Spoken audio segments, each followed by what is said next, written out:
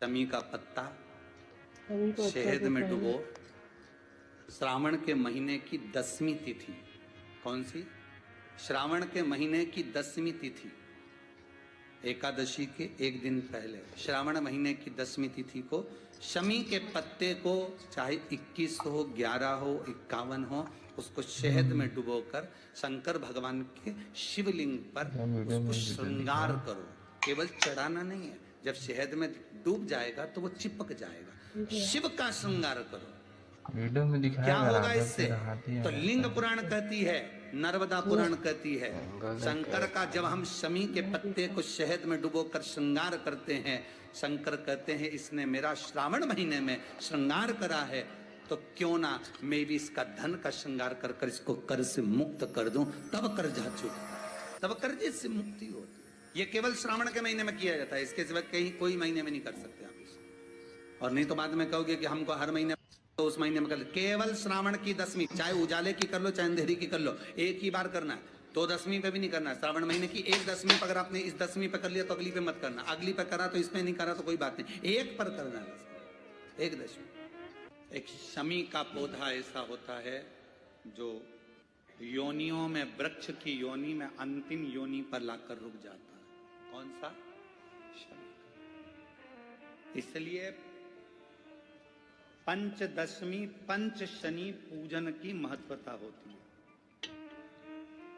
क्यों कहा जाता है कि अगर कोई आपको ज्यादा परेशान कर रहा है, बहुत टेंशन दे रहा है, बहुत ज्यादा अगर वो इतना हताश हो गए कि आपने सोच लिया अब तो मर जाऊं तो अच्छा है, इसका नाम लिख जाऊं, ये सब चीज करने से अच्छा है 5 दशमी, 10वीं जानते हो, 5 दशमी, कोई सी भी 5 दशमी आप चुन लीजिए, परंतु वो 10वीं अमावस्या के पहले वाली नहीं होना चाहिए, वो पूर्णिमा के पहले वाली 10वीं।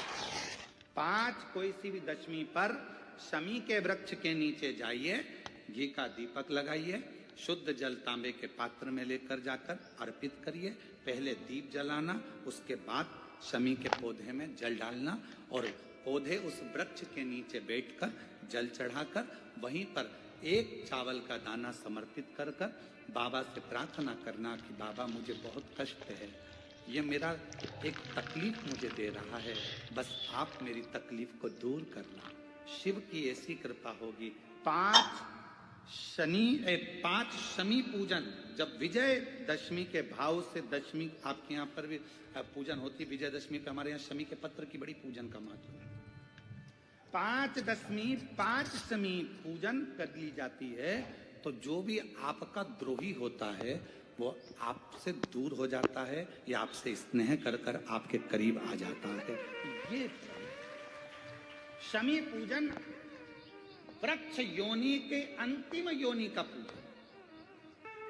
सारे वृक्षों पर पत्थर पड़ जाते हैं, पर शमी के पौधे पर पत्थर किस लिए हम मारेंगे? कौन मारेगा? उसमें तो कांटे लगे रहते हैं, कौन मारेगा उसको? क्या कांटा झड़ाएगा पत्थर मार कर? नहीं।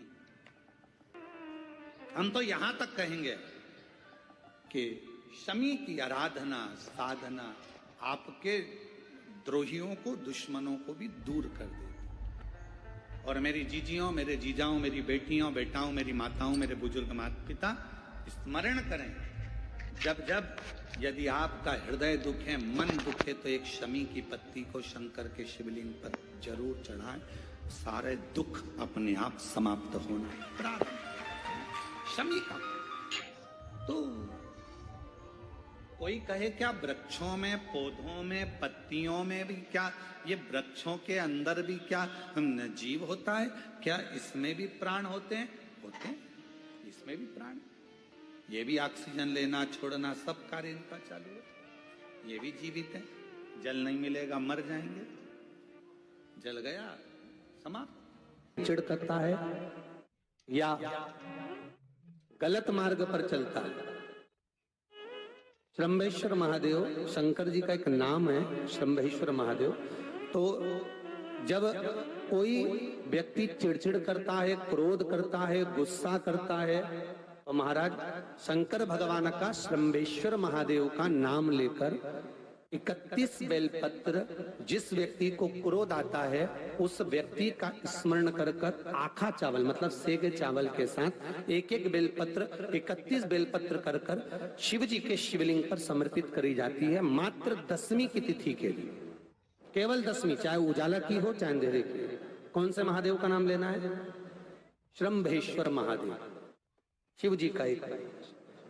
शमी वृक्ष की पत्ती को जब कोई नारी, पुरुष, बच्चा, बूढ़ा, जवान उस शमी के पत्ते को बेलपत्र के साथ लेकर जब शिवालय तक जाता है, जितनी देर तक वो शमी का पत्ता उसके हाथ में रहता है, जितनी देर तक शमी का पत्र उसके घर में रहता है, जितनी देर तक शमी का पत्र उसके स्पर्श में रहता है, उतने उतने शरीर के रोग, दुख, ताप काट देता है और उसे अलग से बल प्रदान कर देता है।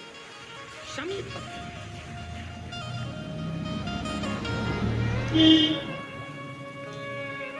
जब व्यक्ति का विल पावर डाउन होता है ना, उसको लगता है ये होगा कि नहीं होगा, होगा कि नहीं होगा, उसको 5 मिनट शमी वृक्ष के नीचे चले जाना चाहिए। 5 मिनट, इससे ज्यादा नहीं। या शमी की पत्ती को रख लेना चाहिए। पहले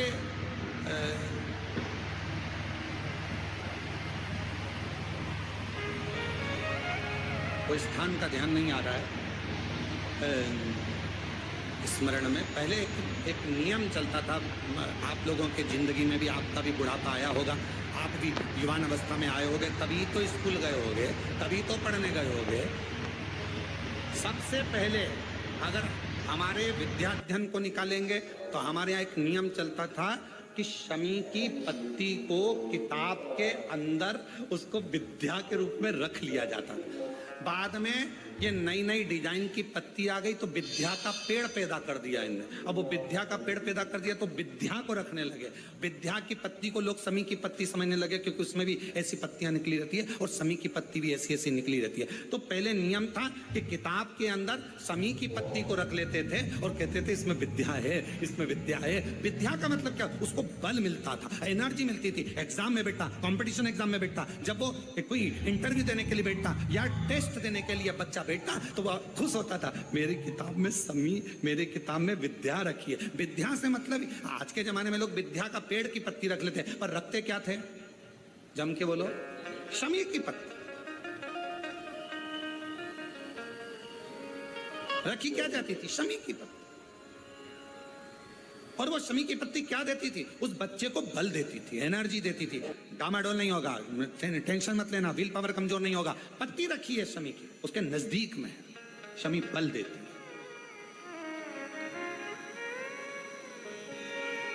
जो ये ऑनलाइन कथा चल रही है, ये शमी मंदार शिव महापुराण की कथा चल रही है, शमी कथा। और बहुत सावधानी से इसका स्मरण करिएगा कि एक शमी के वृक्ष की पत्ती कितना बल देती है, कितना।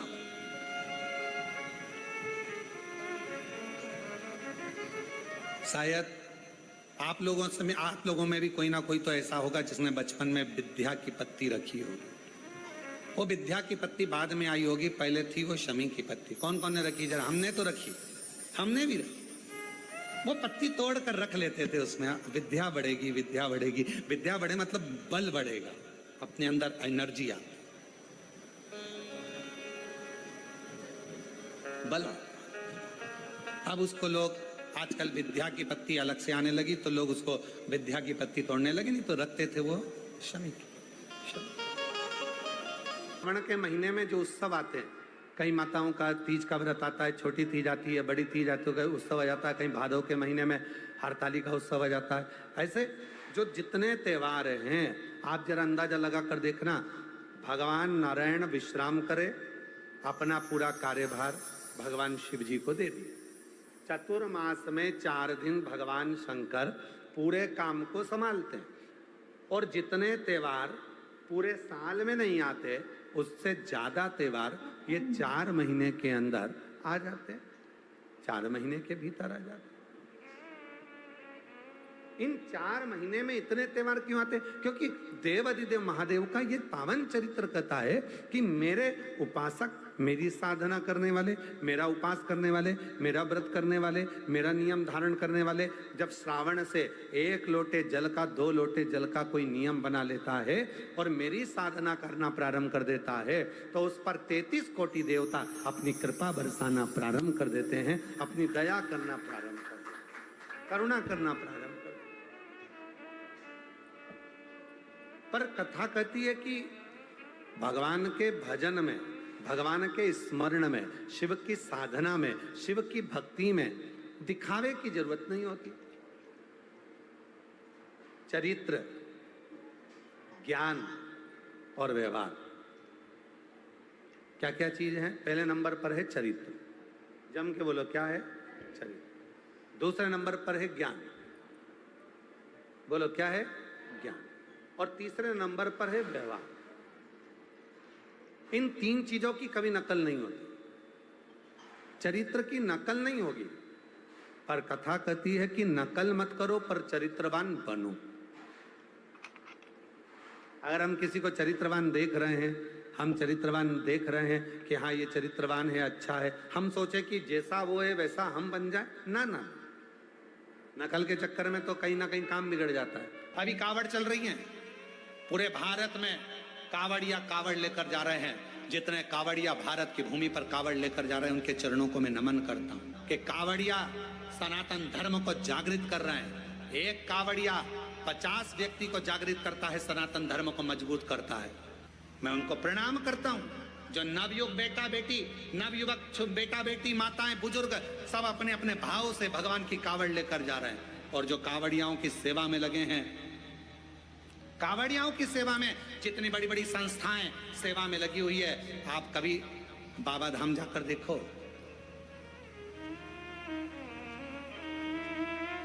गए हो आप लोग बैद्यनाथ जी? बाबा धाम बैद्यनाथ गए? कावड़ भर के आए हो पहले कभी? आप लोगों ने देखा होगा बाबा बैद्यनाथ जी के यहाँ सुल्तानगंज से कावड़ भरकर बाबा की जो कावड़ बैद्यनाथ जी पर जाती है, बाबा धाम जाती है बैद्यनाथ जी के यहाँ, पूरे रास्ते में लोग बड़े बड़े लंगर, बड़े बड़े टेंट दूसरी दूसरी जगह से आकर, खूब शहर के वासी, पूरी बिहार के लोग, पूरा उत्तर प्रदेश का लोग, वहां पर पूरा झारखंड का लोग पूरी तैयारी रखते हैं और बड़े बड़े कैंप लगाकर सबकी सेवा करते हैं। उनको धन्यवाद देता हूं, उनको प्रणाम करता हूं। साधुता। आप जाओ हरिद्वार, आप जाओ उत्तर प्रदेश, काशी, बड़े बड़े संस्थाएं, बड़े बड़े सेवादार, बड़े बड़े अपने आनंद में। आप सीहोर जाकर देखिए, सीहोर में भी बहुत संस्थाओं ने अपनी अपनी सेवाओं के क्रम चालू रखे हैं। करा रहे लोगों का मुख झूठा, किसी को पानी पिलाना, किसी को चाय पिलाना, किसी को नाश्ता कराना, अपने आनंद के साथ कर रहे हैं, भगवान की भक्ति के साथ। देखो, और कुछ लोग संसार में ऐसे भी पैदा हुए हैं जो कावड़ भरने के लिए जा रहे हैं। तो क्यों जा रहे हैं? क्यों टाइम बर्बाद कर रहे हो? क्यों कर रहे हो? क्यों लंगर चला रहे हो? क्यों भंडारा कर रहे हो? उसमें भी तकलीफ उनको हो रही। क्यों? क्योंकि ये सनातन धर्म को कभी मजबूत होता नहीं देख सकते, कभी। इन्होंने जिंदगी भर केवल एक ही कसम खाई है कि हम सनातन को नीचे ले जाएंगे, ऊंचा नहीं। सनातन को ऊंचा ले जाने का प्रयास करो। इस भारत की भूमि को फिर विश्व गुरु बनाने का प्रयास करो। इस भारत की भूमि को फिर श्रेष्ठ बनाने का प्रयास, अग्रता रखिए। साधुता है। और भारत की भूमि पर ऐसे ऐसे मुख्यमंत्री हुए हैं जो कावड़ियाओं पे फूल की वर्षा कर रहे हैं। साधुता है।